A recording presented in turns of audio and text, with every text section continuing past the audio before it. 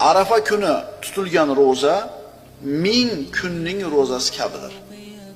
Arafa kuni tutilgan roza 1000 kun roza tutgani savobini beradi. Kecha Arafat kuni roza tutgan birodarlar muborak bo'lsin shu bashorat. Payg'ambarimiz sollallohu alayhi vasallam Abi Qotodadan rivoyat qilinganida aytadilar: "Savmu Arafata kaffaratu sanatin qablahu va sanatin ba'dahu." Arafat kuni tutilgan roza 2 yilga kafforat. Ya'ni avvalgi 1 yil va keyingi 1 yil. Payg'ambarimizning yana bir hadislarida Arafat kungi roza 1 yil avval o'tgan gunohlar va 1 yildan keyin keladigan gunohlarning kafforati bo'lishini umid qilaman deganlar. Mana uchala hadisni qo'shadigan bo'lsak, demak Arafa kuni roza tutgan odam, Arafat kuni roza tutgan odam 1 yil avvalgi gunohlarning kechilishiga sabab